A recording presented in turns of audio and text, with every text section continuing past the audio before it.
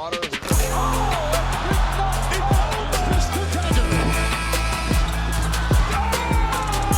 B going to work in the paint. Eastern Conference Final. New NBA champion.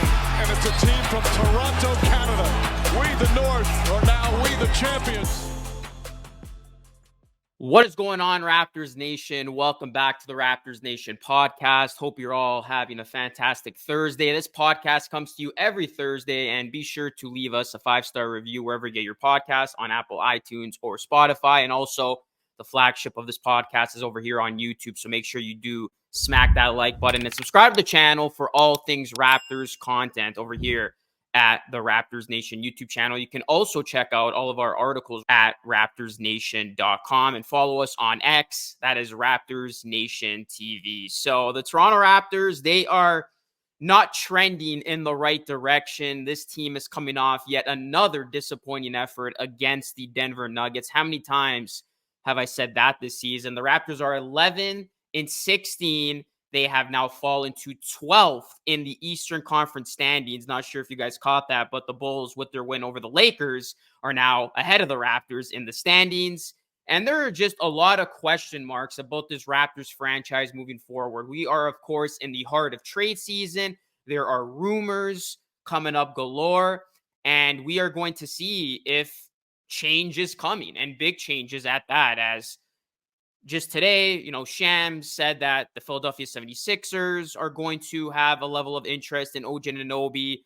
I'll probably do a separate video on that. But yeah, there's going to be a ton of interest. We heard the Sacramento Kings, and there are going to be contending teams that look at the Raptors situation, call up Masai Ujiri and ask, hey, are you willing to shop a Siakam and Anunoby, even a Trent Jr., who is also about to become an unrestricted free agent in the summer of 2024, and all those players can help contending teams during a playoff run. So there is a lot of uncertainty when it comes to the Raptors' future and their ultimate direction. But I actually want to begin today's show by talking about something that has not aged well at all for the Raptors, and that is the Jakob Poeltl trade.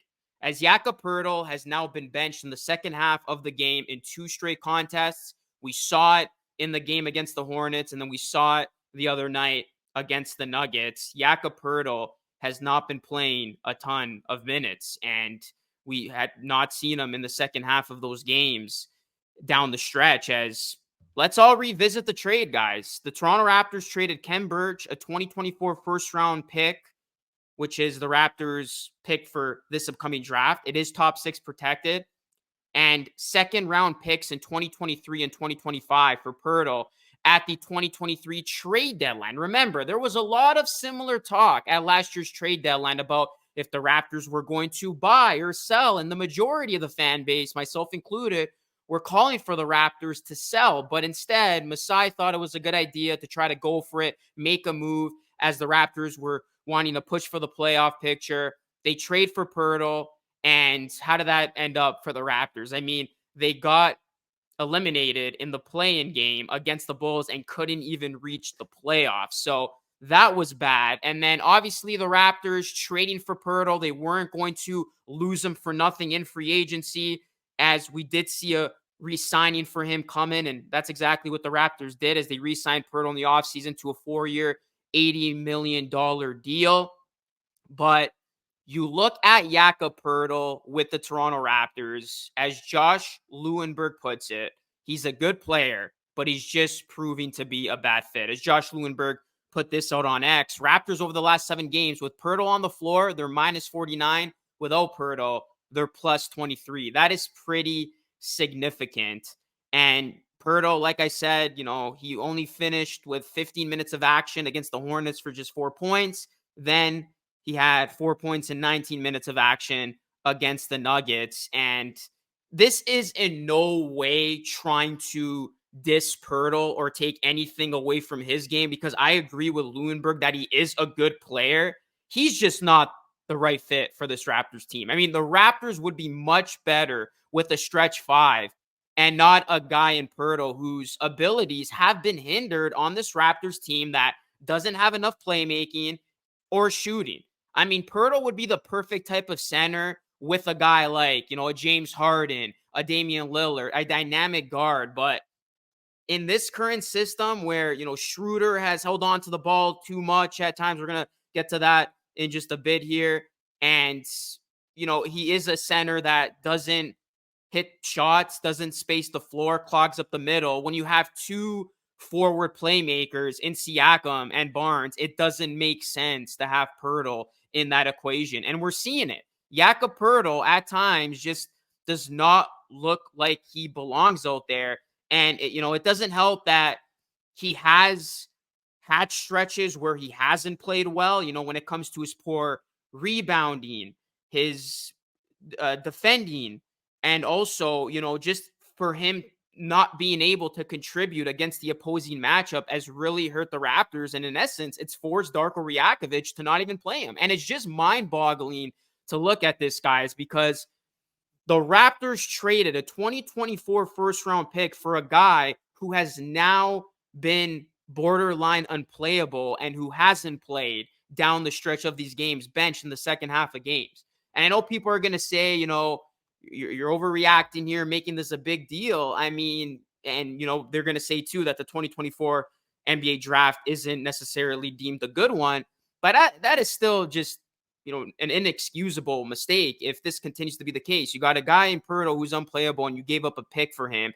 It's not going to end well for the Raptors. And right now, it would burn the Raptors, guys, because if the season ended today, the Raptors would have the 8th pick in the draft if everything obviously fell in order via records, and that pick would go to San Antonio. So the only way the Raptors keep this pick is if they completely fall off the wagon here, which is, of course, a possibility if the Raptors keep losing games and get within the top 6. But if it's outside of the top 6, the Raptors lose that pick, and that pick is going to San Antonio. So essentially, the Raptors traded a first-round pick for a guy who hasn't been a good fit and has been borderline unplayable. I mean, that is just a blunder on the part of Masai Ujiri. Now, obviously, things can change, but to this point, the Jakob Poeltl trade is looking like a big mistake for the Raptors, especially when you have a team that should have never went for it, made the trade to begin with, and should have instead embarked on this rebuild a season earlier and sold instead of bought. And that's exactly what I was calling for. I thought the Raptors should have been sellers at last year's trade deadline and not buyers. And now that buying move is coming back and is blowing up in Raptors management face, because right now, like I said, this has not been a move that you feel good about if you're the Raptors, especially with how things have transpired. So again, this is no knock on Poeltl. I did not do this to bash him or, single him out. This is simply about Poeltl not being the right fit. And if anything, this is just another mistake made by management, and I'm calling them out of.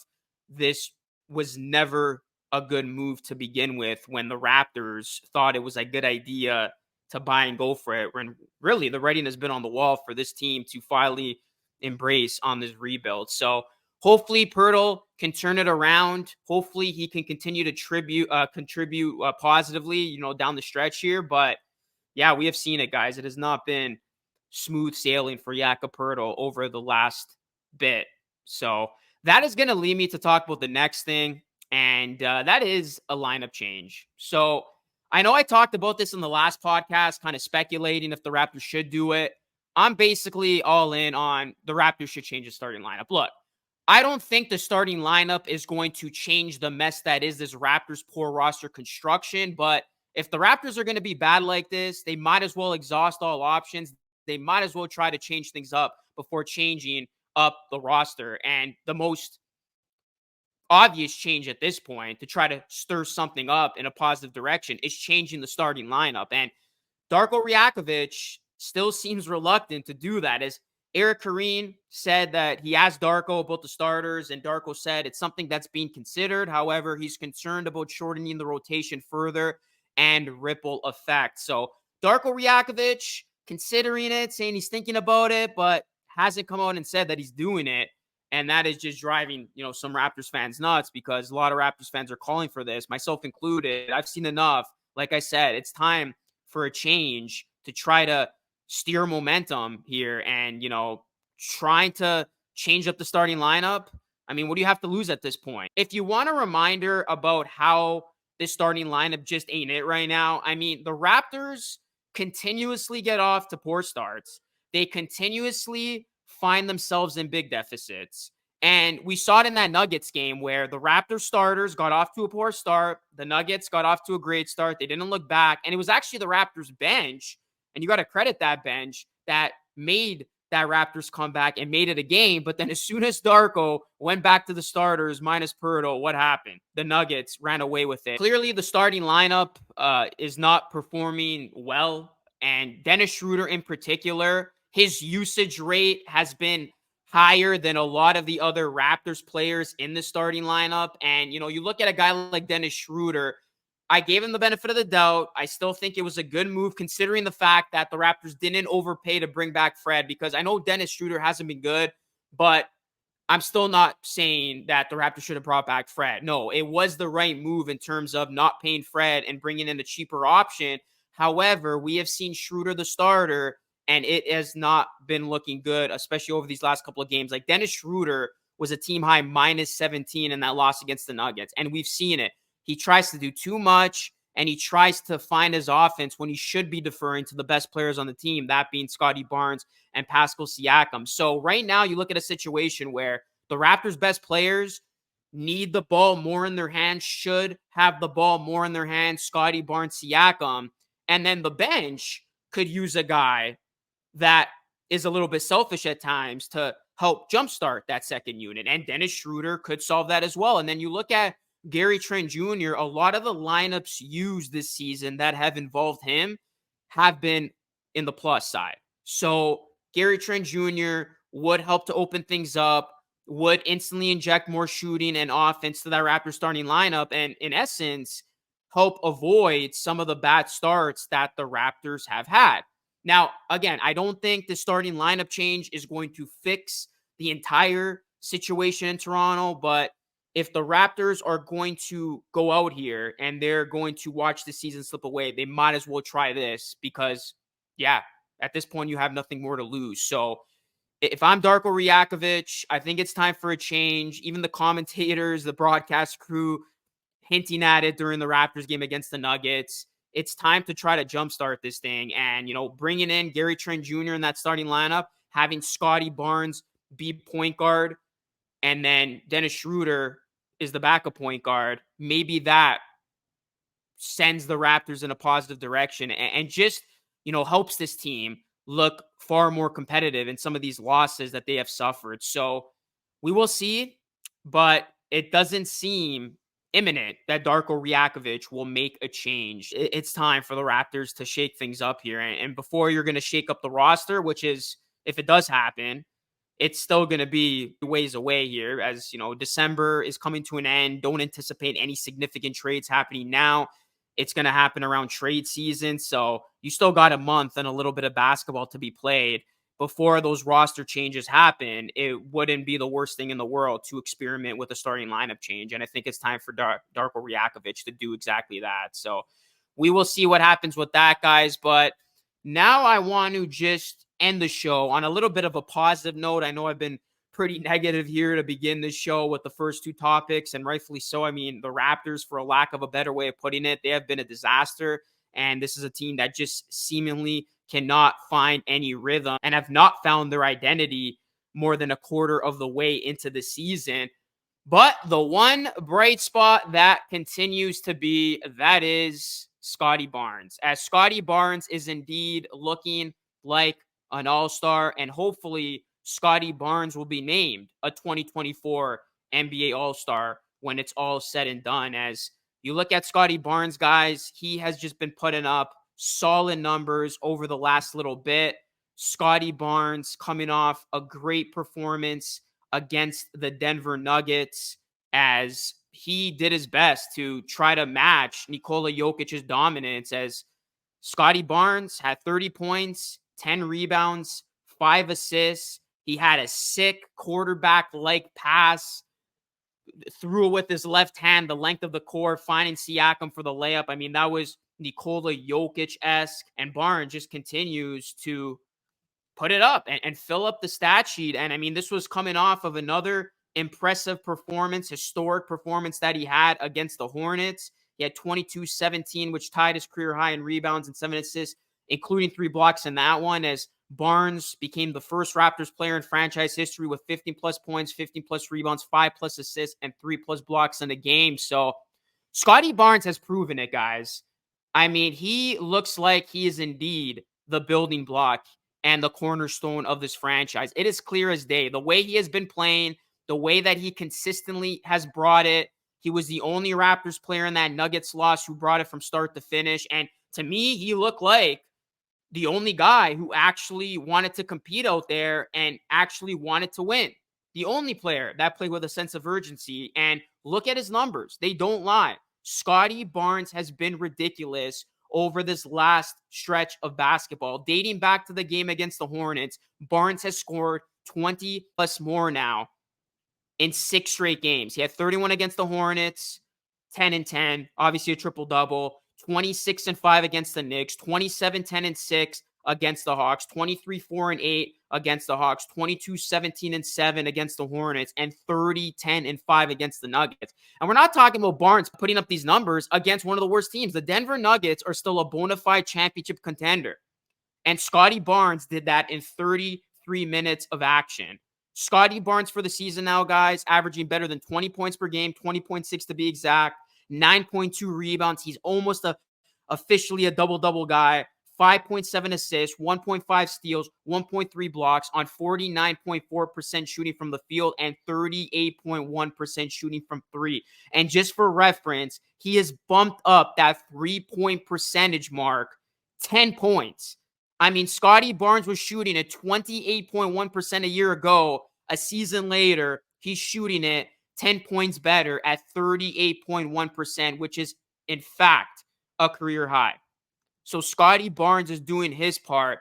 And now the question will be, and something that is going to be something of interest for Raptors fans in the season that looks like it may very well be a lost season, is continuing to watch the growth and development of Scottie Barnes and seeing if he will indeed become an all-star, a 2024 NBA all-star, and be in that all-star game in Indiana. And you look at what Barnes is going to have to go up against here. It's going to be tough for him to crack the starting lineup for the Eastern Conference just because the starters rely on votes. And, you know, when you look at the Eastern Conference, when it comes to the front court, you have Joel Embiid, who's obviously going to get a spot. Giannis Antetokounmpo is obviously going to get a spot as well. And I do think Jason Tatum is going to get that other front court spot. But when you look at the rest of the East, I think Scottie Barnes has a great chance to get in because when you look at the guys who he's going to be going up against for one of the spots, there's only going to be 7 bench spots, so it is going to be tough. But, you know, Julius Randle, I'm having Barnes over him. Jaylen Brown, Scottie Barnes has had a better season than Brown to this point. Bam Adebayo has been playing really well. He probably gets a spot. Paulo, Franz, I think at least one of those guys are going to get a spot because they are going to have representation from Orlando since the Magic have been having a good season. And then Mikal Bridges. And then obviously Siakam is that in that equation as well, who Barnes definitely deserves a spot over. So here's going to be the tricky part. The starters are voted upon the fans. The bench players are agreed upon the coaches. And the one thing that could hurt Barnes' case here, the only thing isn't his production, is the fact that the Raptors stink. And that might hinder Barnes' chances. But if the coaches just strictly look at it from a talent perspective, production perspective, I mean, Barnes deserves one of those 7 bench spots. So hopefully in the season that has been disastrous for the Toronto Raptors, there's one silver lining that comes from it, and that is Scottie Barnes being named a first-time All-Star. So we'll see what happens. But I tell you this, guys, if Scottie Barnes continues to play at this high of a level, it might not even matter what the Raptors' record is. You got to give this guy a spot just because of how good he has been. And other people are starting to take notice. Remember, ESPN analyst Kevin Pelton, he recently listed Scottie Barnes as a starter. So I do think personally Scottie Barnes gets in. And, you know, likely it will be as a bench player, but you just want to see Scottie Barnes at the All-Star game. That's the bottom line here. So you can continue to vote for Scottie Barnes. I have definitely been doing that. Go vote online.